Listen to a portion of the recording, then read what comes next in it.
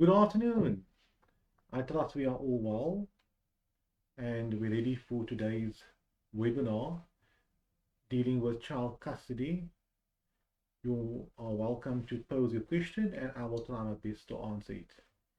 Today's webinar had to be on gender-based violence. However, my guest was unable to do the webinar due to load shedding on her part. We will obviously have it next week and we can continue with that specific topic, being gender-based violence, a serious problem in South Africa and one which I hope will be lessened in the near future. Nonetheless, today's topic is child custody. I am taking live questions on Facebook Live. If you have any questions regarding the issue of child custody, a personal issue, or you'd like to have some clarity on a matter, or answer or ask a question on behalf of somebody else, you are welcome to do so. I will try my best to answer the questions. The way you pose the questions is on the Advocate Muhammad Abdurrauf Facebook page. You should see it on your screen on the top left-hand corner. Alternatively, you may type into your browser of your computer or on your phone www.abdurrauf.co.za/live, and it should redirect your browser to the relevant Facebook Live page. Please do so, and you are welcome to pose a question. If you, however, are not interested in posing a question, at least not right now, please listen in and partake in this webinar. It can be very useful. It will be very useful should you have any child custody questions, etc.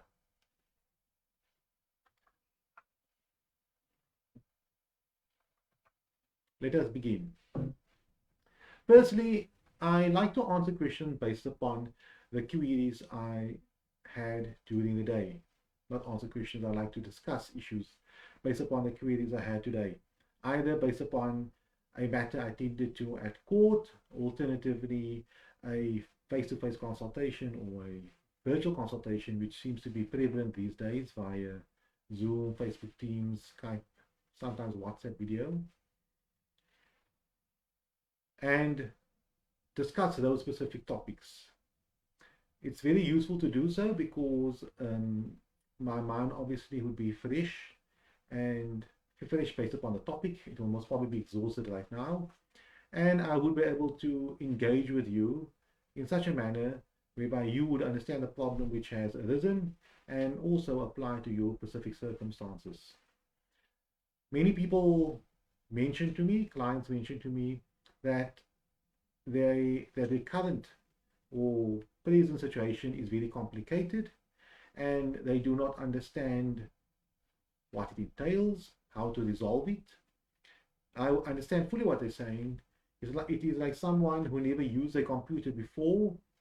You give him the computer and you ask him to load some documentation on it or start a PC and browse the web. But this specific person never ever used a computer before. He does not understand, or she does not understand the language applicable, and so on.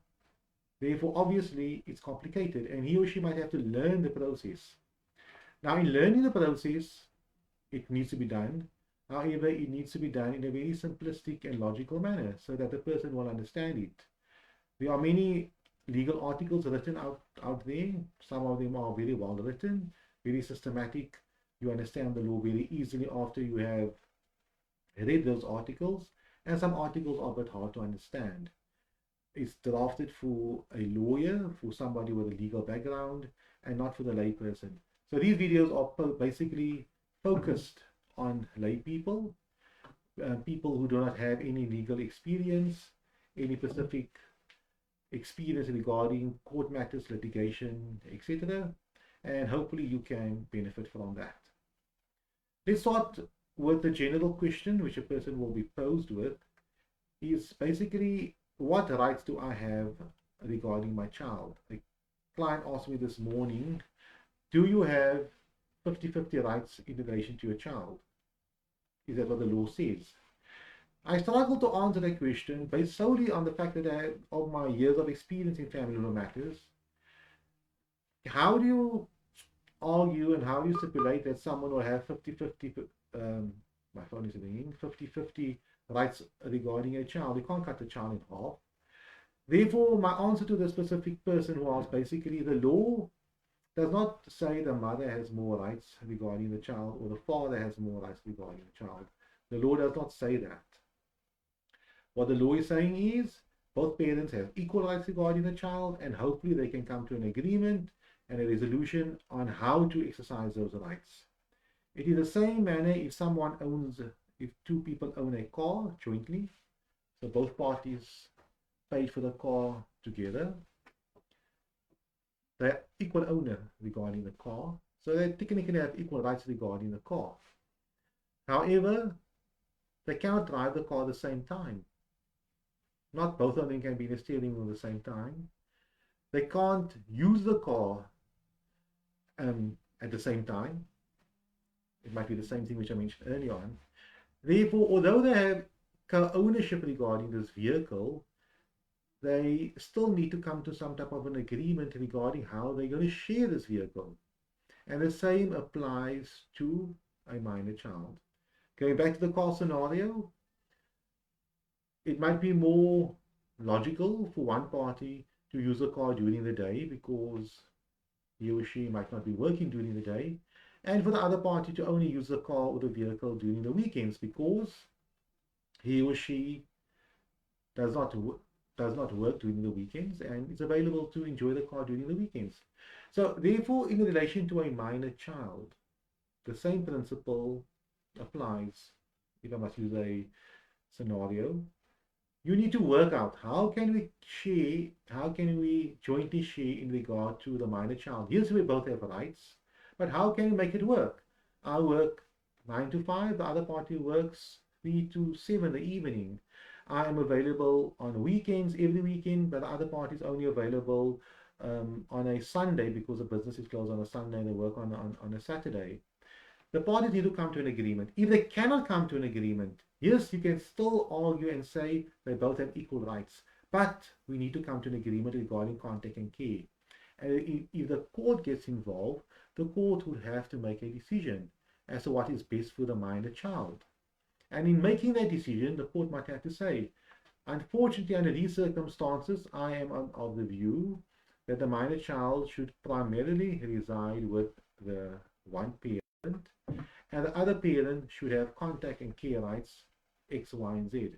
Could be once a month, once a year, once a week, every day, whatever the case may be. Then it might equate to you only spending time with the child half the time or quarter the time. If you see the minor child every second weekend, it would mean that you only see the minor child 4 days a month, 5-6 days a month, not 50-50. Therefore, it's advisable for parents to know you have rights, you have equal rights regarding your child. However, if there is a dispute, however, if the parties are separated and you're not living in the same home, you live in different areas, and these are the facts, the dynamics, the age of the child, the needs of the child. The child might be attending extramural activities, sports, swimming, soccer, rugby, and that would impact on how the parties will have contact to the minor child.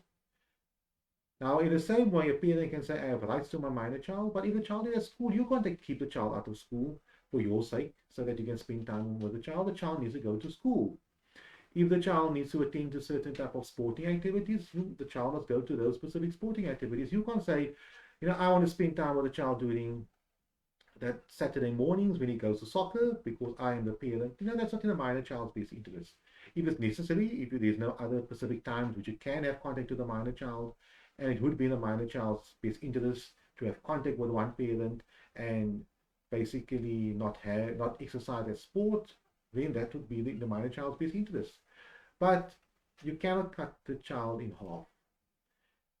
It is very unfortunate that parents cannot see eye to eye when it comes to the minor child, and a third party, a mediator, a social worker, psychologist, or office of the family advocate, has to get involved Alternatively, a judge or a magistrate has to get involved and resolve these parents' issues. How does the judge know what's best for the child? All that he sees is he reads paperwork, he spent a few hours perusing the documentation, whatever amount of time he spent or she spent on it, and he engages with the advocates.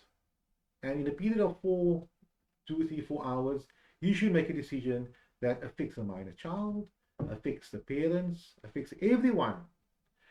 Are the courts the best solution to resolving the problems that you and the mother have because you cannot resolve it? Of course, you must go to court if the parties can't resolve the issue. But at the same time, I would advise you try to resolve these specific issues on your own. Therefore, today's topic, as I mentioned earlier on, is child custody child custody questions. You are welcome to pose whatever questions you have on Facebook Live, as I mentioned earlier on.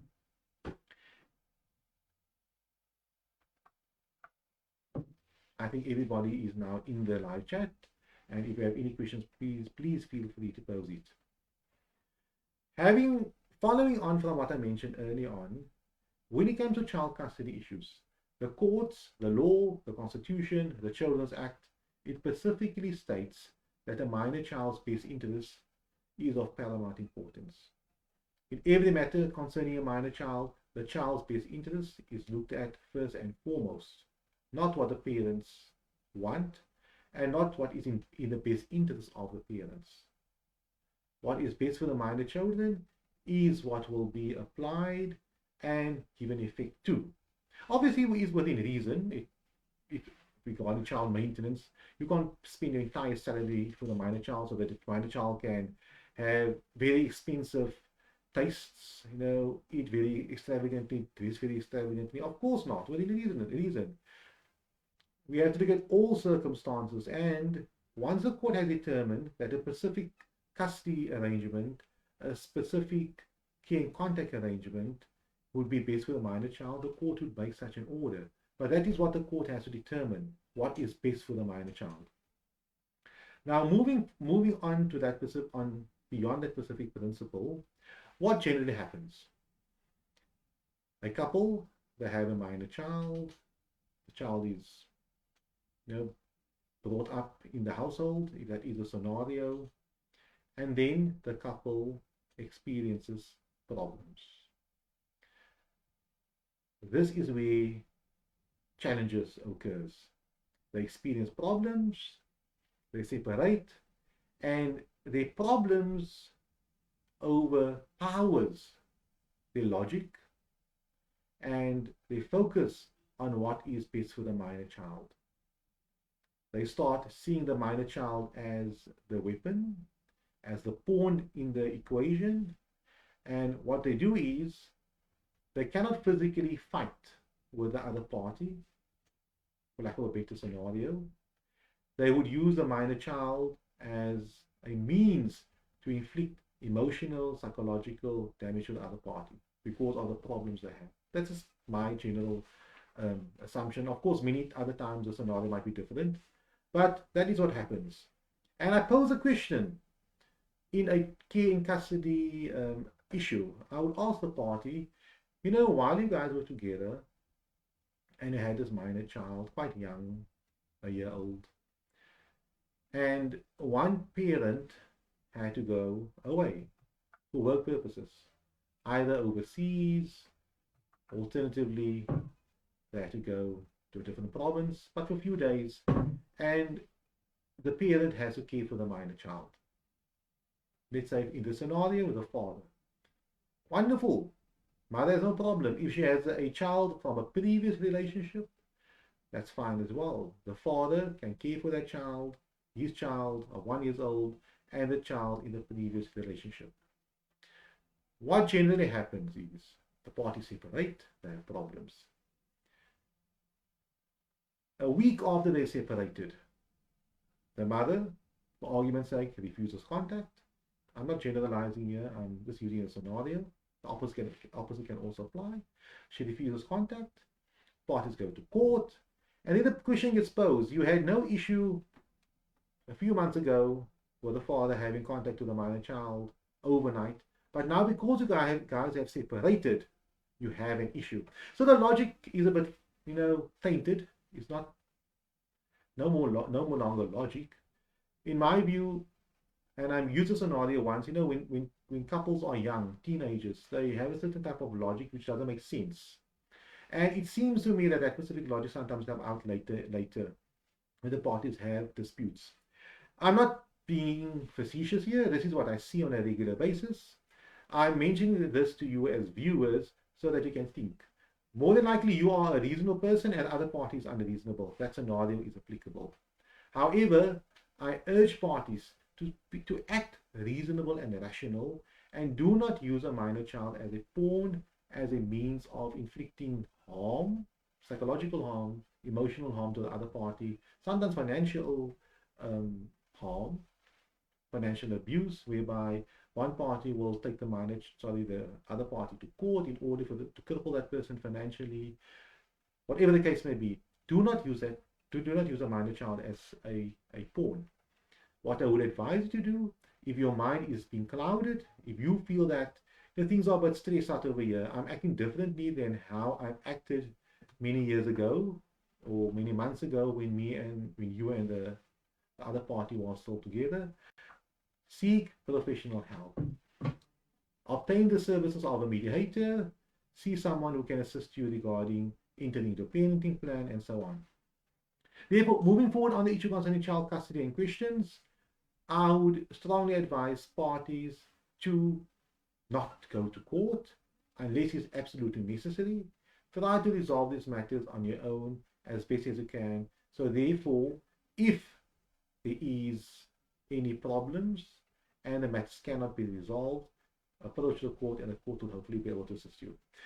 That is our video on today. I see no questions, which is always, I'm happy for that, because it means that I've explained my scenario reasonably well. However, tomorrow we will have our webinar will be a bit later. Today was a bit early because I have to attend to some other matters. However, if you are online tomorrow, a bit later, around 6:30, I think yesterday's webinar was about 6:30. When people are available, they are back at home, please feel free to join in and pose whatever questions you have regarding child custody or child maintenance, and I will try my best to answer that for you. Thank you very much for your time.